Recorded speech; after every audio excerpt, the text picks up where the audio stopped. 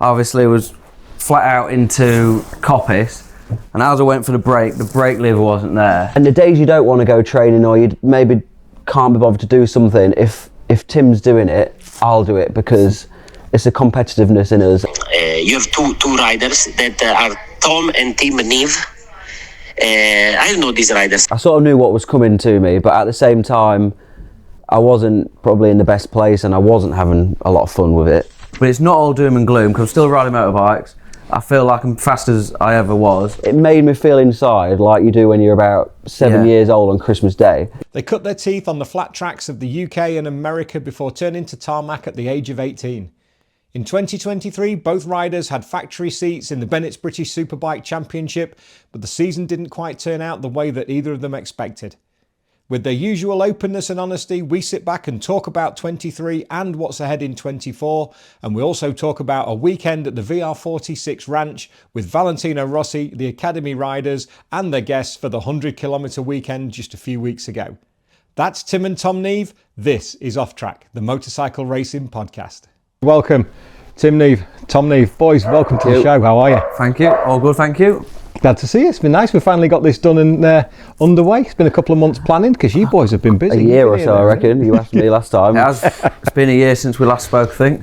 Yeah, it was at the launch for you and I, and it was a little bit longer for you and I before that. So it's good to have you both back on the show and together as well, which is fantastic. So thank you, boys. Come as a duo, don't we? Yeah, it's like two for the price of one. This is a lot easier. Let's start off. Let's cover off 2023 first, because it wasn't easy for either of you. Dave, can I just turn that radio off? Yeah, because that's in here, isn't it? That. No, it's in there. Oh, shall I go turn it off? If you want, yeah. If it's bugging you, I haven't heard it to you. Well, I can leave it if you want. It has to relaxing atmosphere. If it's bugging you, go and do it. If it isn't going to affect the podcast, we'll leave it. Not particularly, no. Right, I'll leave it there. Not even hear that. As long as it's not affecting you. Sorry for you. Just cut that no, out. it's fine. Cut that out, can't you? Of course can. Right, off you go. Sorry. Not a fucking chance. I'm leaving that in. Dickhead. I won't do that to you. Well, I might do. We'll see. 2023 was not the easiest of seasons for both of you for different reasons. If we go sort of nearest to furthest, Tim, talk to me about 2023. It's probably, if you don't mind me saying, one of the most difficult seasons you've probably had on the tarmac. It feels like it was over before it even started, really. So it was my debut year in superbikes with McAMS Yamaha, which is when we last spoke, and it was all set to be arguably the best year I'd had. It was the dream come true to join them boys and be in the top team and have my first year. And it was looking like it could have been a really good year, but as one thing happened and it worked out, it did not go to plan. We didn't get any dry UK testing time. So my first go on the superbike, first dry ride on the superbike was in race 1 at Silverstone. So it was really a difficult start to the year, and I never really got to grips with the bike or a proper understanding of what it was all about. So it was sort of flawed before we started, but it was, I guess with superbikes, it's always going to be a big step from super stock to a superbike. It's always a big step. But I probably put a little bit too much pressure on myself. I was replacing or filling Taron McKenzie's seat, who had left after winning the championship for them. So it was big boots to fill. And I just thought, I've got this bike. It's the best bike in the paddock. And I didn't expect to be right at the front, but I had higher expectations than where I was, which is never good looking back. But yeah, no, it just didn't go to plan in a nutshell. It all started to unravel really when I had a big crash at Alton Park at the test, and it was a horrible day. It was a 2-day test. Day 1 was a write-off with rain, and day 2 was just horrendous wind conditions and a drying track, and it was just freezing cold all day. And I was chasing Glenn Irwin over the start line, and I was just trying so hard to try and find some time, but I was doing it all on the brakes. I just wasn't riding a superbike how you need to ride a superbike. And I took the front at turn 1, which, if anyone knows Alton Park, there is no runoff whatsoever. And I got in a foot offline, took the front, and I was into the barrier, and I remember tumbling thinking, this is going to be a big one, like this is going to hurt. And I somehow got away with it, but that one was like the start of things unravelling for me last year. So got over that, got through the race weekend at Alton. Then we went to Donington, and me and Max Cook had a bit of a collision, and I didn't even know we had touched, but I think he passed me up the inside going into McLean's, and as we both went into the right-hander, my front brake lever must have touched his back wheel, and it lifted the brake lever up on a pivot. It just took the lever up, and I hadn't even realised, so obviously it was flat out into coppice, and as I went for the brake lever wasn't there. It was facing the sky from where it had tapped Max's back wheel. So I was like, just managed to knock it down, but it was a big crash in the gravel trap, banged my head, bit of a knockout and seeing stars. And then 2 days after that, we was up at Knock Hill, which was exactly a year after my big crash in 22. And exactly the same session after lunch, I remember saying, if I just get through this session, I've put all that to bed. Like the big accident the year before, I've put it to bed, I'm over it, I can move on. It was sort of just in the background still. And literally, I went out and the throttle stuck wide open on me. There's a plastic part in the throttle had broken and jammed the throttle at 70%. So I literally had to jump off the bike, and the bike blew itself up in the gravel trap, just revving its knackers off. We plugged the data in afterwards, and it was just flat line at 70% throttle. So, and before I'd even hit the deck, I knew I was going to have to take some time out. Something triggered in my mind that I couldn't just carry on, because I'd had too many knocks and too many things go wrong that weren't necessarily right error in a short space of time, and it just left me questioning what I was doing. It's just things were not stacking up in my head, which I never thought I'd find myself in that position, because I'd worked so hard all the years and improved every single year, and I got this golden opportunity, and then all of a sudden it unravelled itself within 3 rounds, and by June I was like, I need some time out of this sport. I'm sick to the death of getting myself knocked up, and it just wasn't stacking up. So that was the end of my superbike career, and I think I took 2 or 3 months out. Really, I just did stuff whenever I rode a bike, it was just for fun. After that, it has been. I've changed number one rule anyway, isn't it? Yeah, I've changed my perspective on racing. I've gone back to doing it for all the reasons why I started in the first place. Not chasing a career, not chasing money, just doing it because it's who I am, it's what I enjoy doing, and it's just like, it's quite a nice feeling now. It's so important. Yeah. You hear it so often, and Tom, you've been the same as this as well. It's not just a cliche, it's absolute fact that a happy rider is a fast rider. Yeah. All the ducks have to be in a row. What's it like for you being in the same paddock and watching Tim go through things like that? Because you are as close can be. Yeah, I mean, it really resonated with me. I was over at the Isle of Man watching the TT when Tim rang and said, look, just to let you know, I'm putting a video out there. I'm stopping racing for this season at least. Excuse me. And I was over there, and it really left me, I've had a difficult couple of years in Superbike, there's no denying, and it left me questioning, what am I doing? Am I making the right decisions? It really hit home, because we've came into this sport more or less at the same time. We've always been at a level, and we've pushed each other so hard right the way through. And the days you don't want to go training, or you maybe can't be bothered to do something, if Tim's doing it, I'll do it, because it's a competitiveness in us, and it's driven us so hard to where we are now. And when you take that away, you think, well, Christ, like, I don't know, it doesn't have the same, but it made me look inwardly, and I'm glad it did, because it made me realise that I still do want to do this, and I was having a difficult time as well. I mean, I haven't had a serious injury like Tim had had when he broke his pelvis a year before, and I can see why it's stacked up for Tim to make his decision, but I've also been through it as well in my own way. I've had one too many knocks on the head, which, if you know much about concussion, it's not good, and plenty of broken shoulders and arms and legs as well. So yeah, it made me question what I was doing, but realise that I've got unfinished business, and I'm not just saying that because I haven't achieved what I want.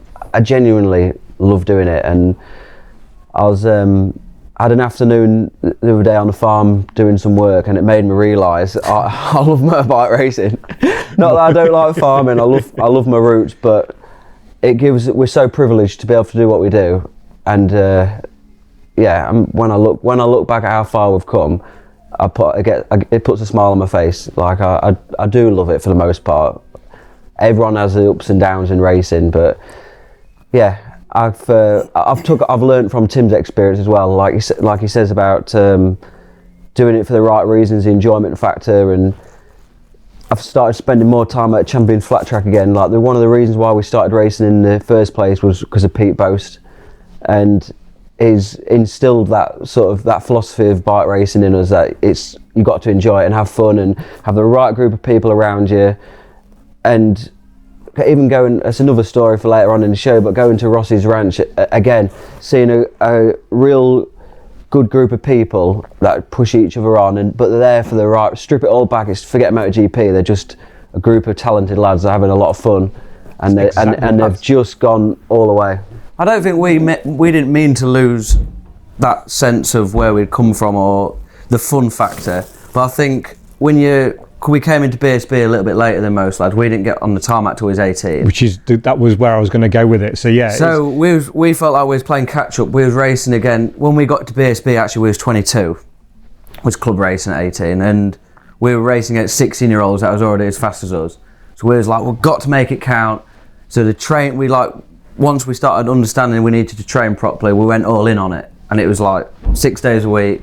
And it just took a little bit of the rawness and the fun out of it, and all of a sudden it became very serious. And especially when you're trying to make a living, you've got to get sponsors. It's like running a business almost. And I think we both probably I talk for myself, I got quite wrapped up in it. And then all of a sudden, when it wasn't going well and things were going wrong out of my hands, that's when I started to look at the balance of things and think, actually, it's not stacking up how I want it to. And I know you've got to sometimes ride the storm or whatever they say, and weather the storm, and you've got to go through the bad times to get to the good. But when you're laying up in hospital, and it's been quite a few serious ones in a very short space of time, I couldn't look past it. But it's not all doom and gloom, because I'm still riding motorbikes. I feel like I'm fast as I ever was. I've actually come back to racing and done good, but I'm just doing it in a different approach. But yeah, that's how 23 went anyway, in a nutshell. It's been difficult for both. I'll go on to the factory rides in a second, but one thing that you both said there, which has just interested me a little bit, when you have the bad times and when things aren't going right and you're injured, whether it's concussion and shoulder, wrist, whatever, whether it's pelvis, what's the support network when you're injured and you're lying there thinking, who's going to get on my bike? Because the mental side of racing in British superbikes for me is massively overlooked. This isn't a deliberate road that I'm going down. It's just what you've just both said there. It's like, well, apart from each other, what's a support network? Oh, it's a difficult one. It's been an evolution, to be fair. When we first started out, I maybe didn't rely on that support network as much because we were so fixated on going places and trying to achieve what we wanted. Any time I had what I now look back and would think, Christ, that was a big crash, big knock, it didn't faze me. I was just straight back on. But then you have 10, 15 crashes that start to amount. Then you realise. You start to realise. But I mean, we've got good things in place now. We've got some very good people around us in our that have our backs. And I guess with the team I've come from, I spent 5 years at Honda, and I was maybe quite sheltered in a way because I had good support and there was good structures in place to help me with that. But I've also done quite a bit as well. So basically, I had quite a few knocks on the head and a few concussions, and the team of people that I was working with over at Altius Healthcare in Manchester, we really pushed to get a concussion protocol put in place, which me working with him and dealing with Harv, it got put back to Stuart Higgs, and something was put forward to him, and they've embraced that now, which I think is a big step, because I don't think any other championship in the world, or at least not in World Superbikes and Moto GP, apparently they don't have this level now. So It's basically started with all the superbike riders having to get a test right at the start of the year to see where your baseline levels are for memory, cognitive function, all these different tests.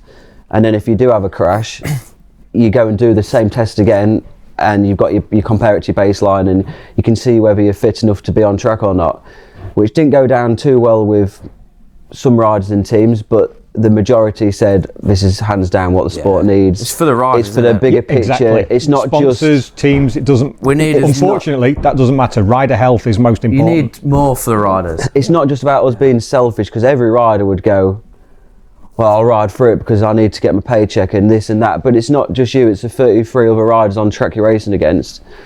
So things are improving now, aren't they? Like even the track safety is improving. Yeah, they're actually improving the tracks now. They're listening to the riders. Yeah. BSB has always had, and Stuart has always had, to the greater degree, safety in mind. Yeah. He was the first one to bring in the unconscious protocol. So if you'd been knocked out, there's a 7-day rule, wasn't there? So that was the first of the. But it wasn't being monitored, I don't think. But that's the difference. But now it doesn't matter if you're out for 30 seconds, 10 seconds before the marshals get to you. Yeah, that's different, isn't it? If you're out for when the marshals get to you, then they can say, look, he's unconscious, stretcher, whatever. Yeah. But even if it's 5 seconds and all of a sudden you come round as, you know what you boys know, it's like laying in the gravel you can say, trap. oh yeah, I'm fine. Because you're racers, that's what you do. That's what you do. You look after yourselves. But I think it's massively important now to bring that in because of the.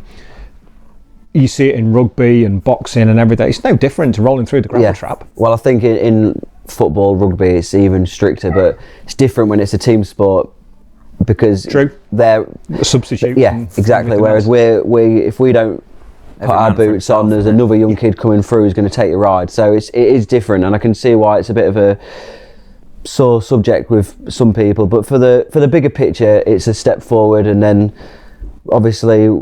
We've got better gear now, better equipment, the airbags, the tracks are being improved. I know for a fact BSB now has a riders group chat because I'm in it myself, and ideas get pitched and for track safety, and it's starting to.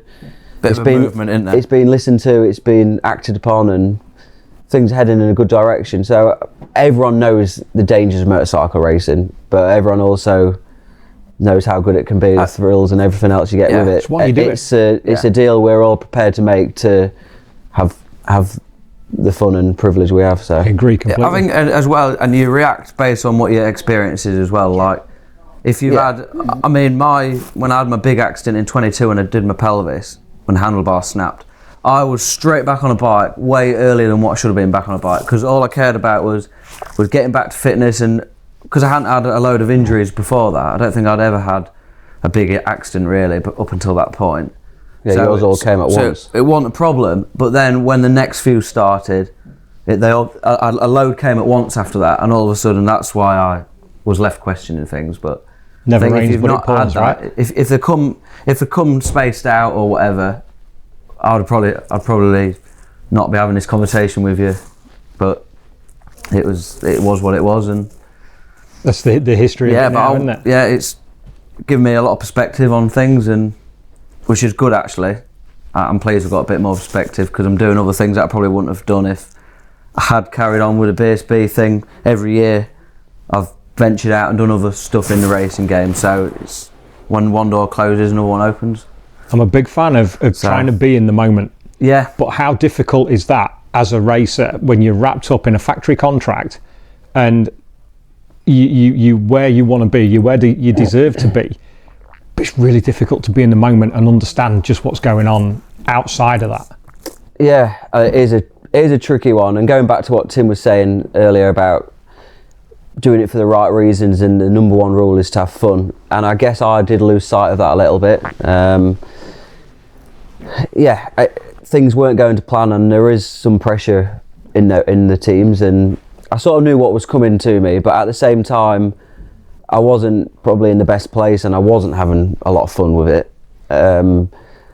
So for me, I was ready for a good shake-up anyway, and having now sitting on the other side of the wall in a new team and a new environment, I've seen a completely different side of things already. I feel like not pressure off my back because I still need to perform. Like I haven't had 2 great years in Superbike. I've had glimmers, but I really need to put a solid campaign together this year to really secure my place in the series. So yeah, that pressure's there, but it's a much more relaxed atmosphere, really good group of people that believe in what they're doing, and there's a vision, and yeah, I couldn't be happier really. I'm going to come to that shortly because that's brilliant news for you for 2024.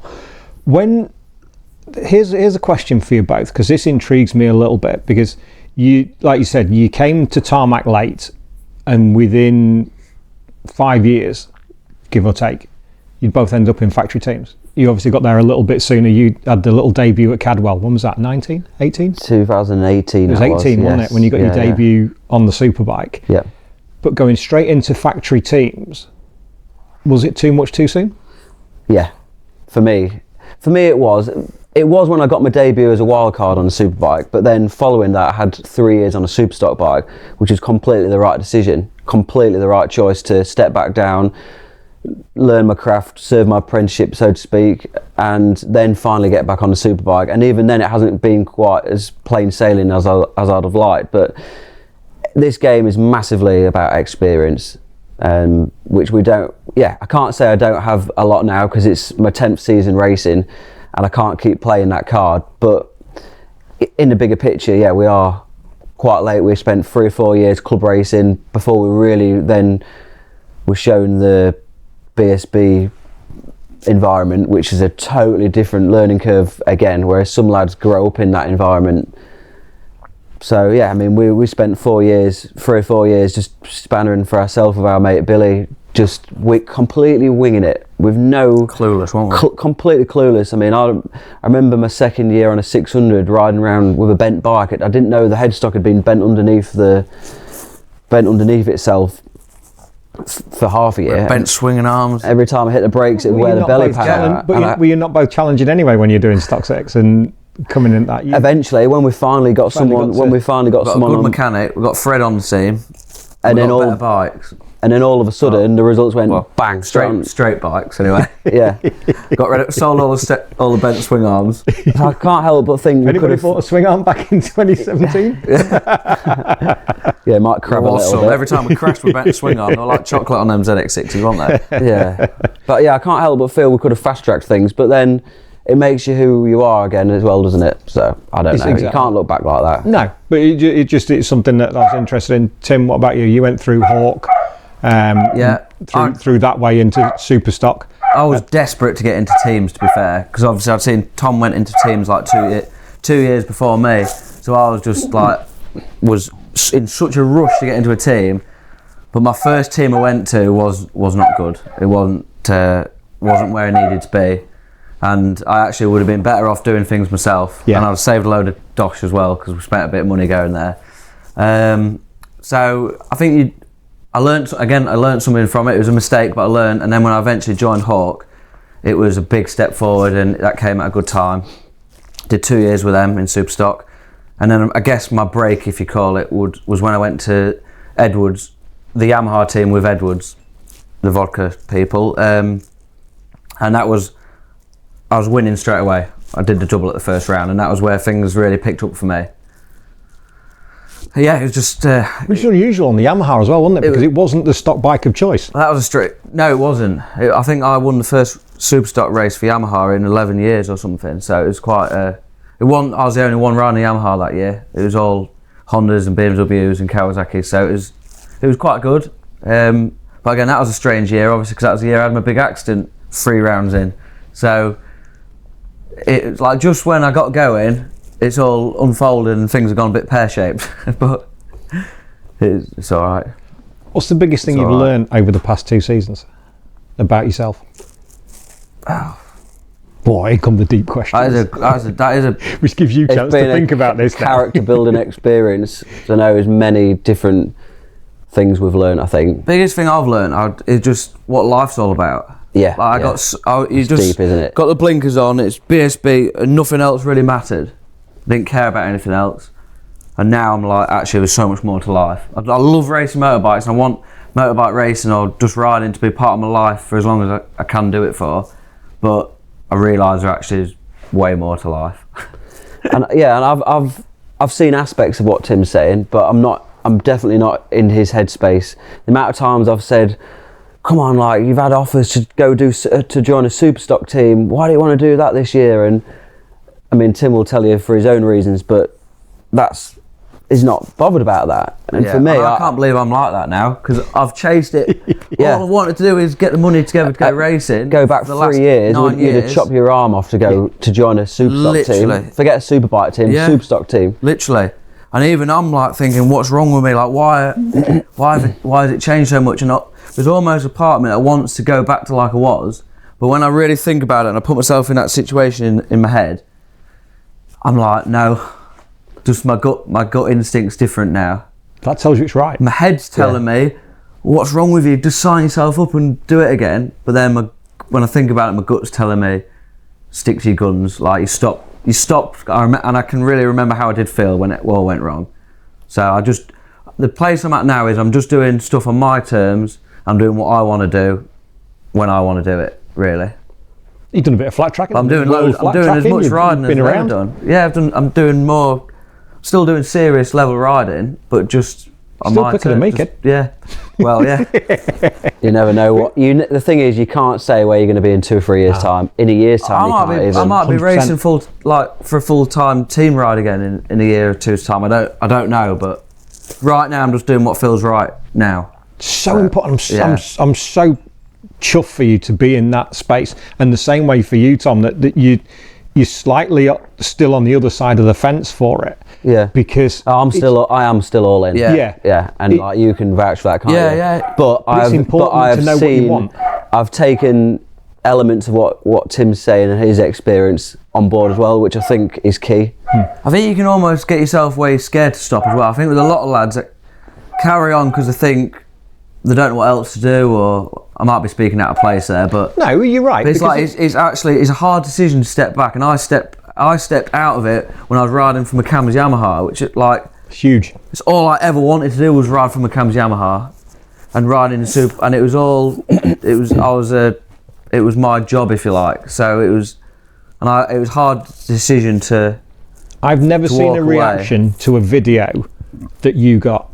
I've never seen a reaction like everybody to a man and woman was 100% behind you. Yeah, it was really nice. Because it's the first time I've ever known a rider actually come out and go, I don't want to do this. Yeah. Because like you, Tom, you're all in for so long, but to have that clarity to go, no, I'm not doing this. Yeah. It's not about this. I need time away. It was a hard decision, but at the same time it wasn't. Like I said, I knew before I even jumped off the bike that it was done. Like, I knew I just needed to do it. So, but a few people said, like, you didn't need to do a video, like, you didn't need to explain yourself.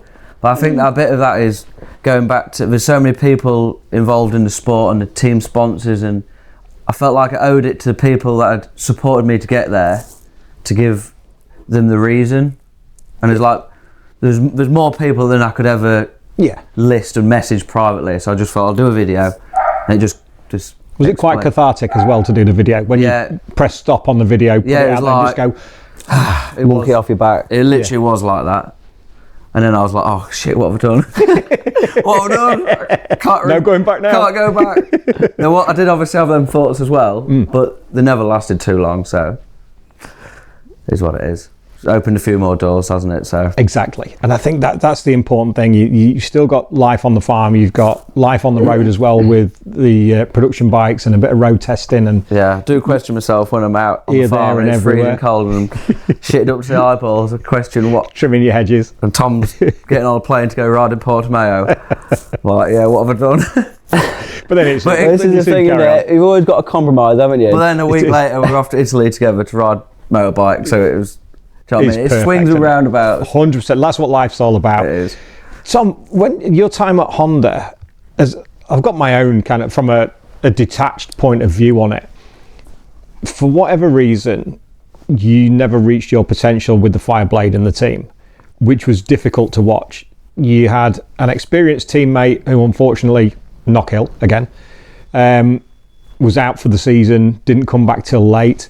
to help you develop. There were 4 riders the year before where everybody's so busy and it felt a little bit diluted, so there wasn't the focus.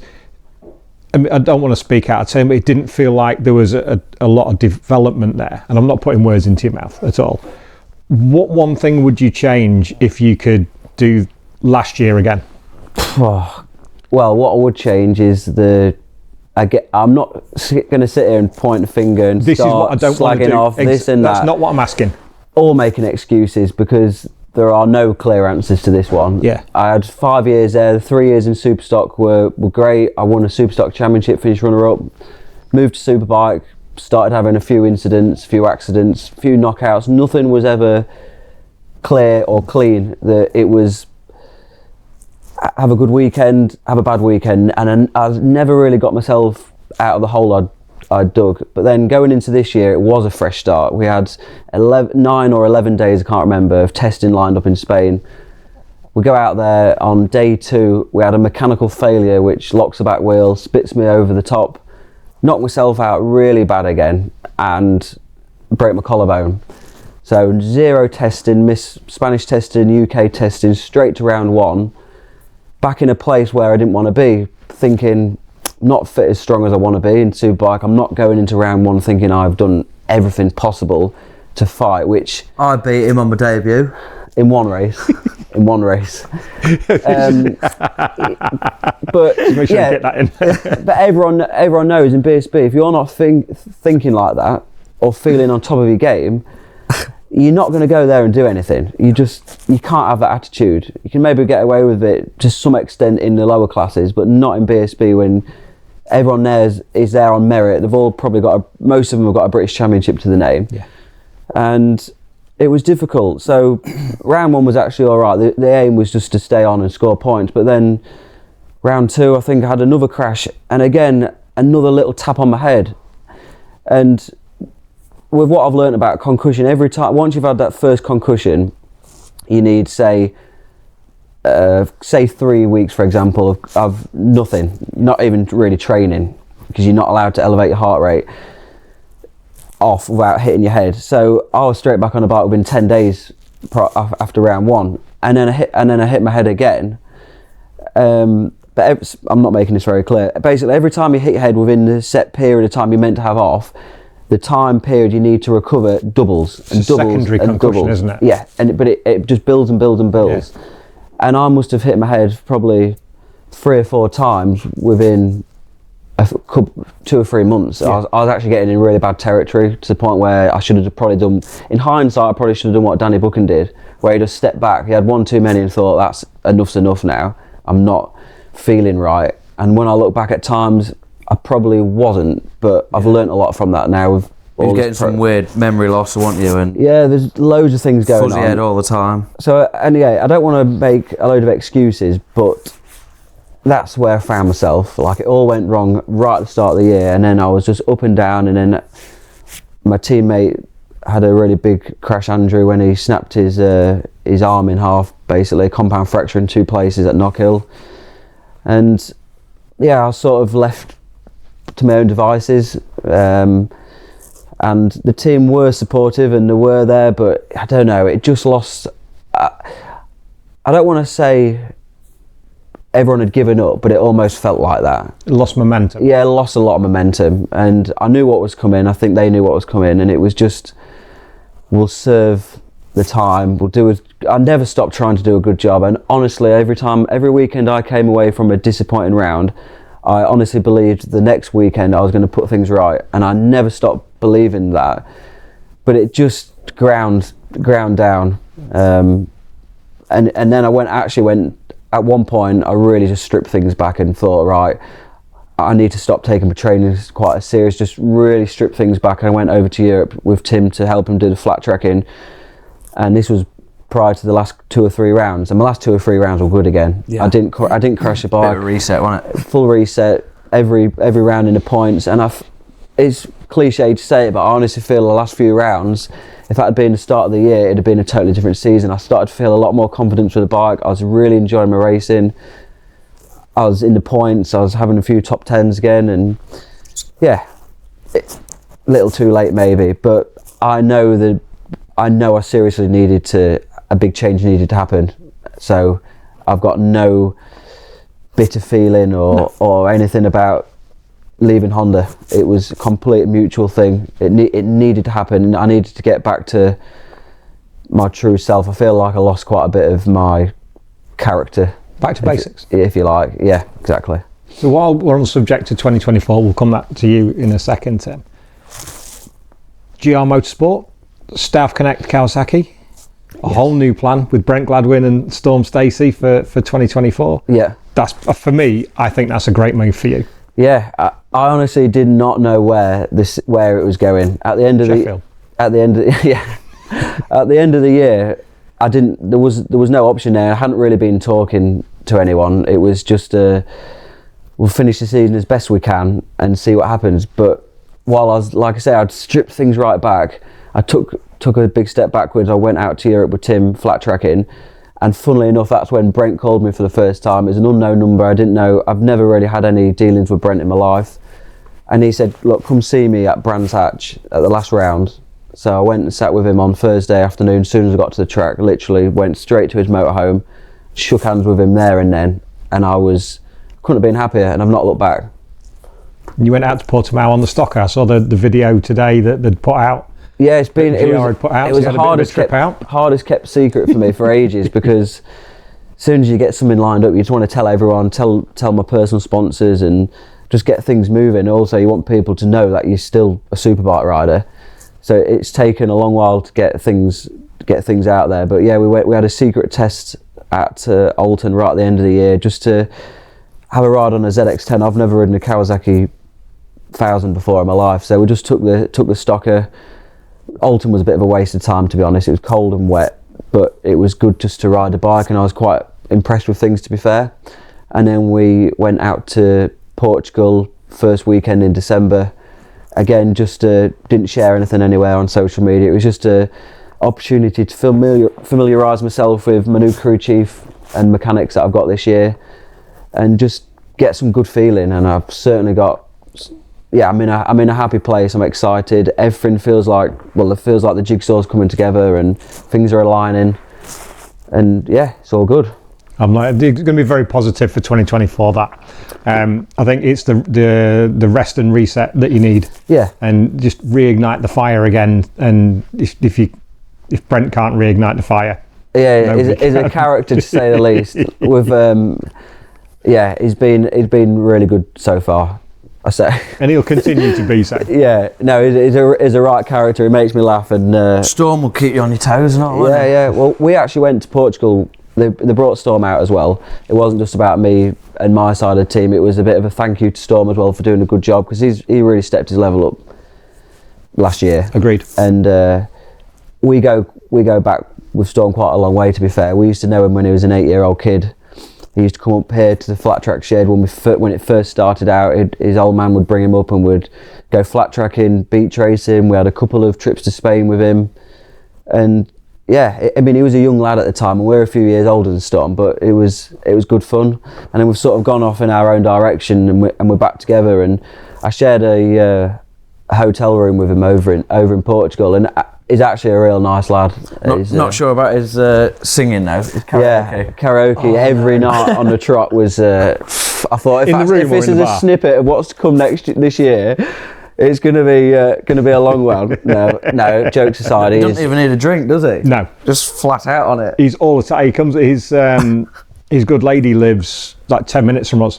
Right. So when he comes up to see Lauren, he comes up to me and we have breakfast in the village, and we just chew the fat, and he's a great kid. Yeah, it's just a totally different atmosphere to where I've been. It's really relaxed, but there's one thing that stands out more than anything. There's a lot of passion for racing motorbikes. They don't need to do it. I mean, Brent's had a team now. I think it's 27 years. It's like nearly as old as I am. He's been racing bikes. That's not. He's had his own career before that. This is just running his own race team. So, like, most people probably get sick to death of it by that point and want to hang it up and move on. But he still loves it. And he was a peddler in his day. Yeah. So I hear. You could get. Well, I'm a bit older than you boys as well, so don't before you start. I can see what you're going to do. You went into... Looking at the old beard. Yeah, I know. It's Getting a few grey streaks in there now, Dave. It's frosty outside. You're not seeing it this morning. You were out early enough. Yeah. But I'll grow it out a bit because now I've got the Triumph and I can get out back on the bike. I thought I'll be a bit of a biker and grow the old whiskers a bit. Get the old biker look going on. But yeah, thanks for that, mate. I'll be whipping that off tomorrow. We came to see you at Bellevue. You went properly back to your roots. That was in the muckiest it is. You were feeding your face with pie and chips and gravy. That was a day and a half, that was, wasn't it? I've never seen anything like it. We've been a few times to Bellevue for the Speedway. I absolutely love it. And I was kind of like, this is going to be amazing. This is going to be amazing. It's piss wet through. This is going to be horrendous. Well, how that came about was because I'd had like 2 months off doing nothing. Which, if you explain, it was the World Flat Track Championship. Yeah, so I didn't do any riding when I jacked the road racing in June. I didn't do anything, and then I did one of the British Flat Track rounds a couple of months after, and I won it. And I thought, I still haven't lost my touch with flat track. That's all right. And then I got a call from the ACU to see if I wanted to be the FIM wild card for the World Flat Track Championship, and the first round was at Bellevue in Manchester. So I thought, brilliant, yeah, I'll do that. So I turned up, wasn't prepared because I'd won at the British round. I thought, I'll roll with my bike as it was, thinking them Europeans won't be that quick. Because when me and Tom last raced flat track properly, it would be in 2014 or 15, so about 10 years ago. And we did a few races over in Spain, and to be fair, the Europeans were no good at all. Yeah, pretty average. We could beat them quite easily. So I just expected that the Italians and the Spanish and the European lads would be very... 10 years. Yeah, would be like me. Not done anything for 10 years, but I rocked up and they were all super fast, and I thought, here we go. And I was on... My tyres on my bike were 2015. They were rock hard Dunlops, like literally... rock hard. That's just Tim being a tight bastard. That's not being naive to the level of the riders. Sponsorship. I got a tyre for you. You could have. I didn't check the date. How was it chuck that on? I didn't check the date till after the first race, and I thought, no wonder I ain't got any grip. But to be fair, that wasn't the reason. It had chucked it down all day, and the meeting should have waited till the next day. Agreed. They said they had a rain date for some reason. They never used it. Anyway, it was torrential rain all day, and I stupidly hadn't even cut the lock stops on my bike. So obviously when you're sliding, you need as much counter steer lock as you can get. Yeah. And motocross bikes have got lock stops to stop you. Yeah. They just stop it for some reason. Anyway, I had one big crash because I hit the lock stops and high-sided, and once I started crashing, I couldn't stop crashing. It was one after another. I think I had 4 tonight. It's the only time normally if I'm watching Tim racing, I'm thinking, God, I wish I had my gear with me. I need to be out there doing it. It's probably the only time I've stood back and watched and thought, what is going on? I'm so pleased I'm sat here eating my pie and chips. While Tim's literally launching himself from his 450 on every corner. I was blathered. Like, could not see any of my kit sponsors. Like if you weren't on the first row and getting into that first turn first, you had no hope because you were just there was riders going around without goggles on. You couldn't see. It was just an absolute slop fest. It wasn't kind of what I was expecting from my first effort of watching World Flat Track. I was actually going all right. I just couldn't stay on the thing. Kept hitting the lock stops and high-sided. The crashes would get gradually bigger and bigger. It was 2 in 1 race, if I remember. Maybe. But the main thing is you're enjoying it. That was the bottom line. I absolutely loved it. Yeah. And I was like, I know I've done crap, but I felt my old self again. Yeah. I wasn't worried about getting hurt. I was crashing and not even caring, which was quite a nice place to be. But I realised I got an opportunity to then do the rest of the championship, which was out in Europe. It was I think a 5 round series, and I'd managed to get included in the riders list for the final 4 rounds. So I started to improve my bike. I bought some new tyres, cut my lock stops off, but I still never quite got dialed in enough to. Them boys are dialed in over there. They've got really good bikes. They've got Olins. They're taking the job really seriously now, which is good. The level of the sport's really improved. So I learnt a lot, but most importantly, I had an absolute whale of a time. So I got to see Europe, which I'd never. The first three were every 3 weekends on a bounce. Yeah. So we went to, where was the first one? In Hungary. So we drove straight to Hungary through Austria, then across to Italy for the following weekend. We did like Slovenia and all the nice places on the way. And then the fourth round was Czech Republic. So this is when Tom came out. We went through Switzerland, through real nice roads, did the Czech round, and then back home. And it was just like, because I've been doing the same thing for the last 8 years, I've never had a chance to do any of that in summer. It's always been BSB. Sure. So it was just so nice to go back to a sport that I love, which I'd not done, like I say, since 2015, and see a bit of Europe as well. And it was just, and the level was still really high. It wasn't just like...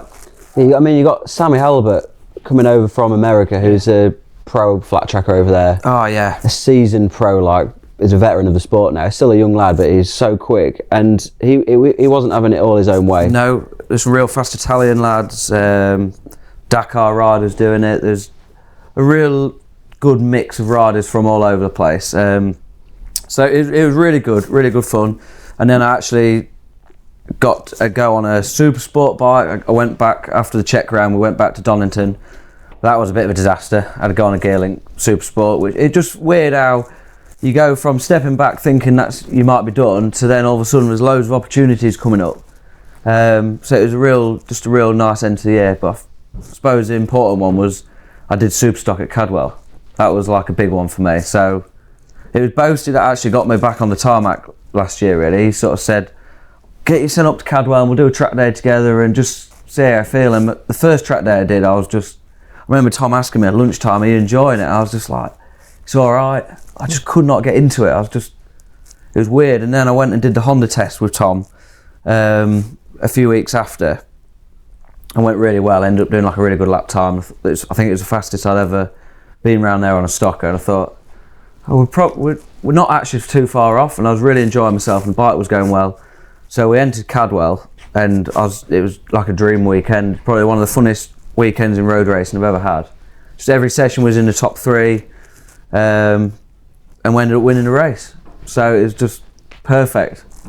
So yeah, it's just weird how it can go from one extreme to the other in such a short space of time. I think when you stop trying to force stuff and you just let things be as well, sometimes it's just a nice place to be, isn't it? Sometimes you can't fit a square peg in a round hole. Yeah. Sometimes you have to just let things be as they are. There is an element of I'm still a strong believer in you make your own luck. 100%.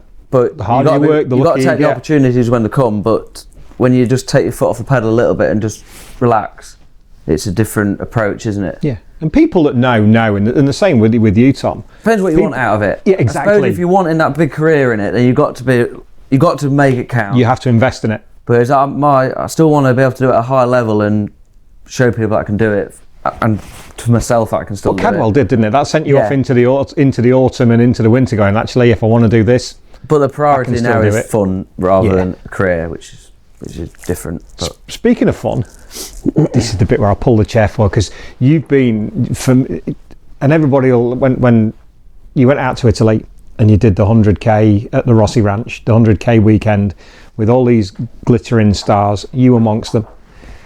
And for me, it's not the Valentino bit. Those that know me well enough, you were in the same space as Pecco.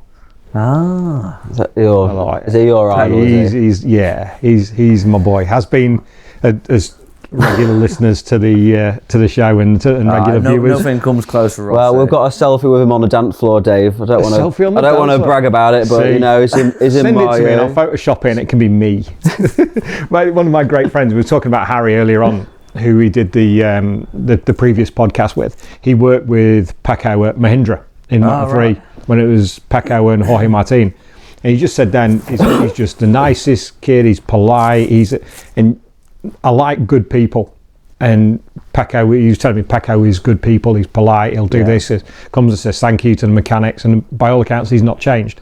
Well, so his career through. All the academy boys were all spot on. I mean, if you went to a Moto GP round and you've got the entourage of people there, you can't get anywhere near them, and they're not going to say hello to everyone because they're too busy for that. Yeah. So people might say, oh, they're ignorant, they're arrogant, they're this or that. They're at work. Exactly, they're doing the job at the end of the day, but go into an environment like that and they've all got the time of day for you. I mean, Pecco doesn't know who the hell I am, but he clocked me, he came over and said hello to me.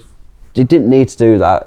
All the guys there did, and Rossi, yeah, that's another story altogether. Tell me all about it. Tell us all about your weekend at the Rossi Ranch. Well, how it all came about, it would not have happened if it wasn't for John McGuinness. So obviously I've got to know John quite well the last few years being at Honda. Yeah.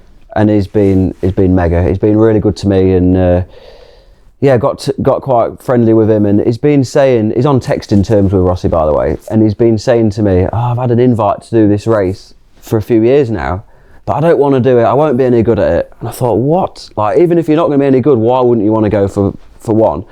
But I don't know. I think John's he's not a flat tracker. He's never done flat track, and having been there now, he probably would be out his depth. In the most respectful way. But I said, if you don't want to do it, me and Tim will do it. It's a two-man team. We'll go and do it. You can be our team manager. Put a team together. Text him. And I was on at him for a couple of years or so, and he finally texted him. And Rossi come back to him and was at one of the BSB rounds and said, "Yeah, we got a vote." He didn't say anything. No. To start with, he'd said, I can't remember how it worked out, but we got into the off season and we hadn't heard anything, but we knew the race was coming up, and John just sends me a voice note. In fact, shall I play it? Yeah, do it. Yeah. I was just stood in the kitchen one day and John pings me through his voice note. So I was thinking, what's this all about? I wasn't thinking about the ranch at this point. Oh, I've got no internet. Oh, yeah. It might play. I've got it saved, don't worry. Here we go, right. So this is a voice note I got, if it works. Ciao mate, all okay? Allora, I spoke with Camilla. He's saying me that you have two riders that are Tom and Tim Neave. I don't know these riders are from the British Superbike. And another question: you will come, or because if you come, we are happy, or you will send just this team with the two riders? So yeah, Brilliant. I thought there's only one person who sounds like that, and I knew straight away it was Rossi. So yeah, that was our invite to the ranch, which there's only 41 riders allowed, and I think the whole world wants to be there. Well, the whole motorcycle world wants to be there. So we're so privileged to It's unbelievable. get the opportunity to go there. It was hands down. Now looking back, it was hands down the best thing I've done, and we've been so lucky to say that considering we're just two farm boys in Lincolnshire, we've ended up racing at the Super Prestigio with Marquez and all them boys, and now to say we've raced at Rossi's Ranch with Rossi and all the Moto GP. It's hard. It's actually hard to put into words how good that race is as well, and the track, everything. When you look round at the ranch, there's not one bit you do different. It has nailed every aspect. It's it's all curbed.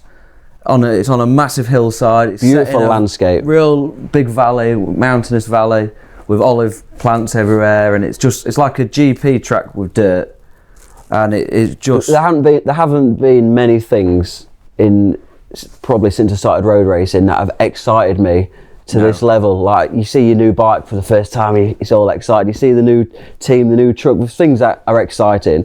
But this was a whole new level. It made me feel inside like you do when you're about 7 years old on Christmas Day. Yeah. When you're driving into the ranch and you look down the valley and you see it, and you pull up. It just builds, doesn't it? The atmosphere. We had 3 days on track: Thursday, Friday, Saturday, and the atmosphere was just. They've got a Monster Energy unreal DJ playing dance music all day.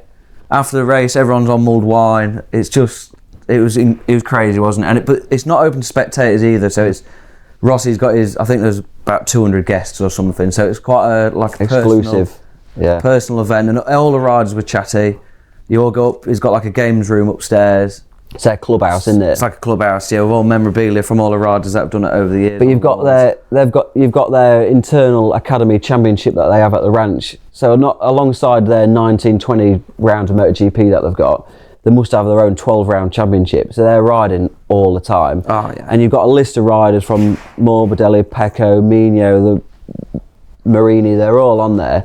And they're just racing different variations of the track every other weekend. And there's no wonder they're so good. Like that place, the ranch, builds world champions. Like there's no denying. If we had that facility in the UK, it would bring British riders on. It would, but we don't have the weather. We don't have the there isn't the financial structure, I don't think, to do something quite like that. Imagine what that costs. It's unbelievable. The investment is there, isn't it? The maintenance of that place will be more than you ought to see the staff, MSV the staff track. they are doing the track, the marshals and the track staff on diggers and putting dirt out in between races. They were putting dirt on the track and grading. I think Rossi uses a local quarry, and he's got his own mix that he has that no other surface has. It's like limestone, sand, cement, dust. It's his mix. It's a white track, isn't it? It's more than what we have here.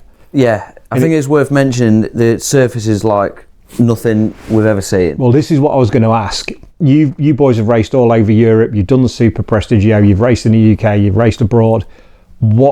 How does the track compare to what you've raced before? Because you cut your teeth in flat track, for those who don't know. Yeah, to be honest with you, it was crap. But it was so crap that it was good because the training element. But it's not crap. It's not like they've tried to make it good and it's turned out crap. They've made it crap. Every corner is either cambered positively or negatively, mainly negatively.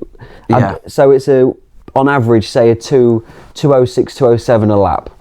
Your wheels aren't in line anywhere. You're just drifting the entire time, and it's like being on ice. So you're not on the throttle and you're not on the brakes, and you're going down these off-camber downhill bits, and the bike's stepping out. It's coming round on you sideways, but you're not even doing anything. You just sat on it and it's going sideways. So it's all about putting your body in the right place, picking the throttle up the smoothest you can do it, and your brake inputs have got to be the same. Just so smooth and hitting your markers, but the track's changing all the time. Not one session was the same. No. The lap times would vary like 2 seconds, which in when you're on your limit, that's a huge amount of time, isn't it? But we rocked up. I mean, you were probably a bit more tuned in than what I was because you'd done the world flat track and this and that. But I mean, I had zero preparation, but I've got a flat tracker, I've got my suspension, and I've got my wheels. And I just thought, we'll rock up and we'll be all right because there's no grip and it's flat track. You think, wow, we've done a bit of that in our time, we'll be all right. Yeah. But them boys were so dialed in. I mean, my bike was a stock CRF 450 with some modified standard suspension and some 19-inch wheels, and that's it. And ultimately, that is all really you need in flat track. Yeah. But you're going against them boys and they've got quick shifter slipper clutches, they've got special links made with certain suspension, so full Ohlins. Yeah, it's just they're doing the job right and they've done a million laps around there. But I think we held our own, really, don't you? We didn't disgrace ourselves, but what was funny was Rossi was all waiting for Rossi to come out in free practice 1 and he didn't turn up. And we was like, oh, what's all this about? Is he just going to come on race day? Is it like a bit of a hoax or something? Anyway, he turns up 2 minutes before FP2 starts and tops it.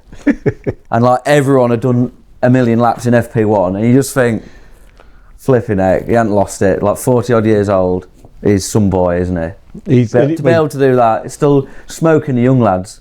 Yeah. It's still smoking the young lads. You just think, wow. Yeah, I mean, he's going to be good round there, but he won't have done more laps than, say, Pecco and all the academy boys who are there every weekend, because Rossi's racing cars now, they're still using that facility to train.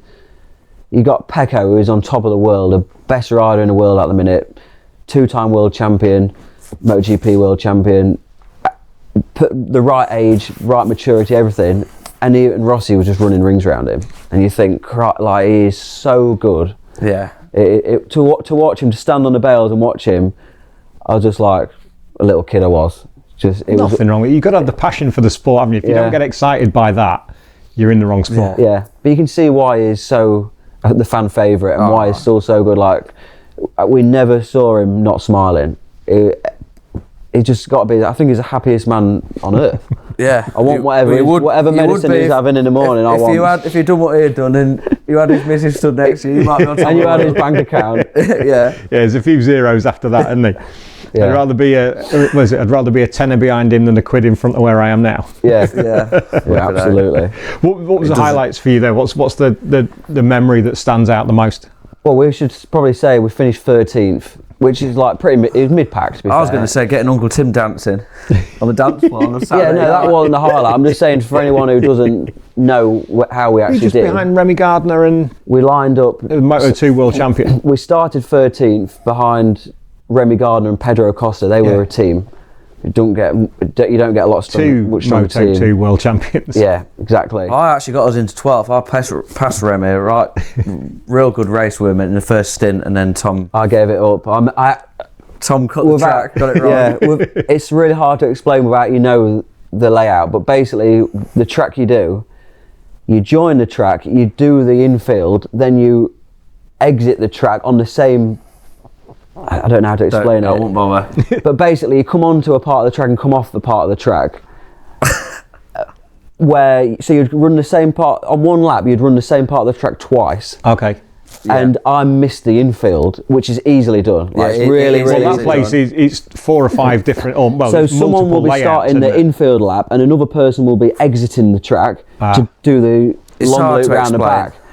So if you're following a rider who is half a lap in front of you, go exiting the track, but you still need to do the infield, you could lose track where you are. And I just completely lost where I was. I got hooked on the back of Petrucci, and I was thinking I'm gonna have you through this section, and completely missed the infield. So I had to cut across the grass, because if I hadn't have done that and I'd done another lap, we'd have lost probably a minute or so. Would have been docked. So unfortunately, I gave up the position. But I mean, Pedro was flying, to be fair. He just got faster and faster in every session. Not only is he a surprisingly. multiple world champion, they've done that race like 3 or 4 times. Yeah. So they knew what they were doing. They knew what to expect. Here's a quiz question for you, if I remember right. Who's the last British Superbike rider to do it? Brad Ray, Well done. Tom Ward.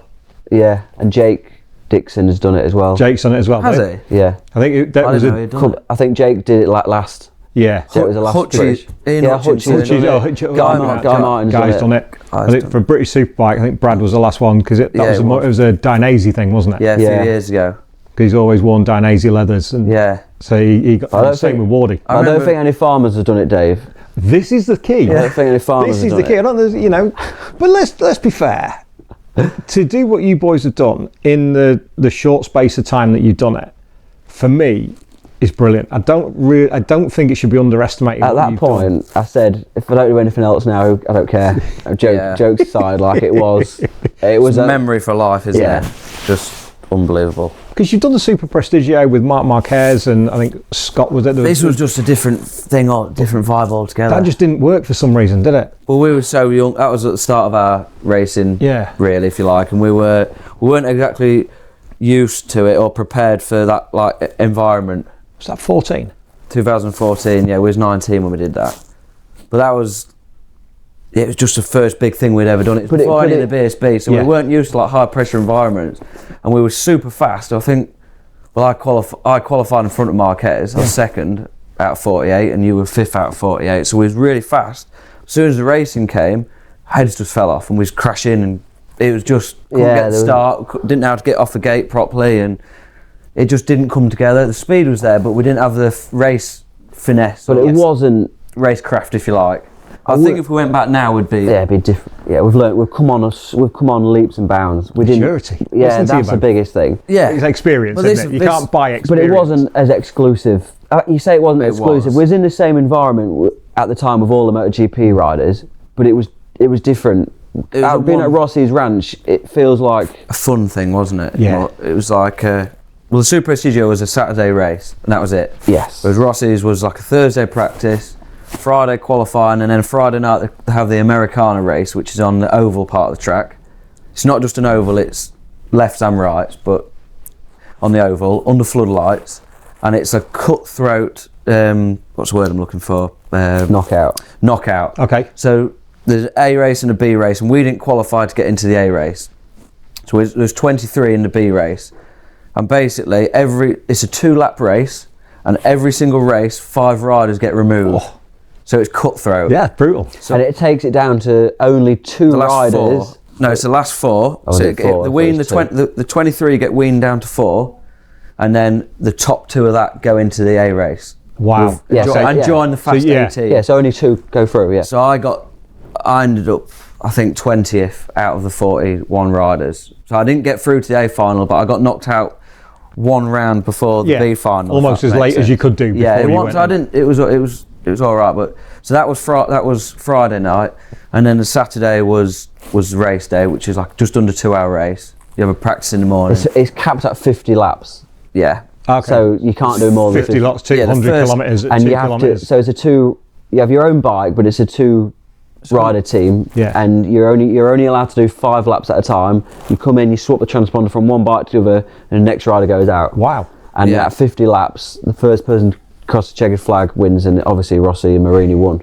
And we finished 13th behind Pedro Costa and Remy Gardner. So listen to this. The beauty of this is 2 lads from the middle of Lincolnshire, from a farming family, out there with the Moto GP boys and riding with them and beating some of them, the Moto 3 and the Moto 2 lads that you finished ahead of, with Valentino Rossi, with John McGuinness as air quotes team manager. Yeah.